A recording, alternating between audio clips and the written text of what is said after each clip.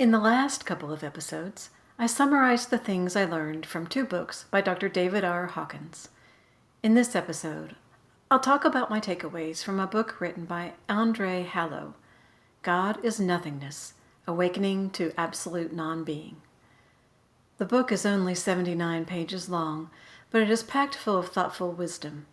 If you need to pause during this podcast to think on some of the concepts, please do. Halaw is an ordained monk in the Five Mountain Zen Order and a high school English teacher in New Jersey. His insights throughout God is Nothingness really resonated with me. First, he quotes from the Tao Te Ching, "All things are born of being. Being is born of non-being, nothing." He spends the rest of the book unraveling the meaning of that in such a way that it becomes absolutely clear. Halaw begins by describing nothingness, which he spells with a capital N to differentiate it from the common word nothing, that is the opposite of something.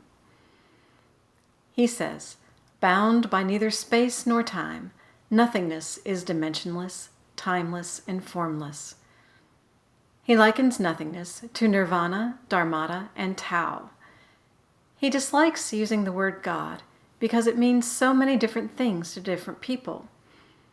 In this book, God is called nothingness, akin to Baruch Spinoza's substance and Dr. David R. Hawkins' presence. It is the true nature of all that exists.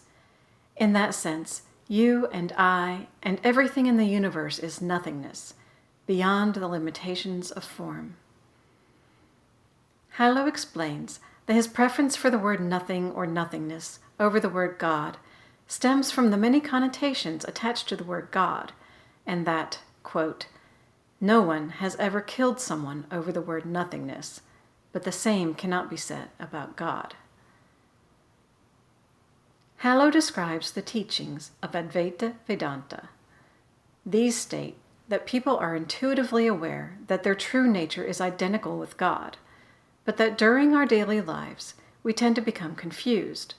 We end up pursuing earthly pleasures in place of the bliss of realizing our true nature. A thorough understanding of our nature eludes us. Instead, we retain a vague notion of non-being and fear nothingness as annihilation of ourselves. According to Halaw, the infinite nothingness or non-being precedes the finite being. Halaw describes nothingness as the vibrant void from which all of existence continuously springs. It is the unknowable source that neither is nor becomes, yet sustains all of existence. I love the way Halaw words things. Here are a few of my favorite quotes. Everything originates from, resides in, and eventually returns to nothingness. Nothing changes, and yet everything happens. Nothingness sings as birds, sighs as the wind, breathes as humans, and knows as mind. And finally, without the ocean, there are no waves. Similarly, without non-being, there is no being. Halaw's nothingness shares the same foundation as the traditions of Apophatic, the Via Negativa, and Neti-Neti. The general idea is to negate all of the limiting characteristics of traditional existence. Doing this exposes the infinite underlying basis of all beingness, which is nothingness. In Halaw's words, we must look beyond our ordinary experience to find the absolute. But then he says, once we have negated everything, we awaken to the fertile nothingness that is the true nature of all existence. And once we have done that, we are free to reaffirm all of those things that we previously negated. Like Dr. Hawkins, Halaw also talks about how we need to let go of our attachments to emotions, thoughts, and objects. Doing this gives us the freedom to recognize that these things are not the absolute, and denies the ego the ability to control our reactions. He also defines the nature of awareness and the mind. Like Hawkins, Halaw notes that experiencing raw reality is not a thing. Our senses pass input to our nervous systems, and then they must interpret the data so that our consciousness can make sense of everything. According to Halaw, suffering comes about when we let our egos drive us to think that the world needs to be a certain way. Each of us has an idea of the way people, things, and events should be. If they aren't the way we expect, then we experience anguish. If we want to experience the divine in our own lives, then we must give up those expectations.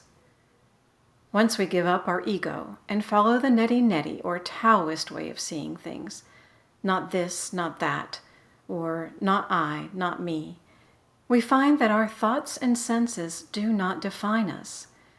We find that there is no I or me to be satisfied by our experiences in the world. The universe owes us nothing and does not need to conform to our expectations in order for us to feel complete. Giving up those ideals and expectations frees us to be our true selves, embracing both being and non-being. Halaw describes how to go through a checklist of feelings and thoughts and negate them as we try to find the I of ourselves. In the end, a definitive I is nowhere to be found. What remains after this investigation is the absolute nothingness that underlies all of existence. Halaw then assures us that once we master this way of finding our way to nothingness, we will learn to incorporate this mode of being into our everyday lives. We'll be able to recognize when we are succumbing to emotional turmoil and negate those thoughts and feelings as objects that are not it with a capital I. We'll be free to enjoy life without the anxiety of trying to control every aspect of it. As Halaw puts it, we'll become free to experience the divine dance of nothingness. I've talked before of our journey as a search for non-dual spiritual awakening. Halaw delves deeply into what non-duality really means. Traditionally, non-duality is defined as the realization that we are connected to every other thing in the universe, that even the source of all being is a part of all of us. Halaw says that while non-duality encompasses all that is in the sense of beingness, we must also incorporate the idea of non-being, which precedes and acts as the very basis of being itself. He describes it with a metaphor of nothingness being a canvas, while non-duality, with its interconnected matrix of being, is the oil painting on the canvas. Everything can only exist because of nothingness. It's a short book, and Halaw repeats many of his ideas in a variety of ways, but I found every single page worth reading. There is also a works cited section at the end that one could use as a reference for further reading. If you are interested in reading God is Nothingness by Andre Halaw and supporting this podcast at the same time, you can order the book using the links on my website at spiritualbnr.org. I'll receive a small commission, and you'll receive my thanks for supporting this podcast.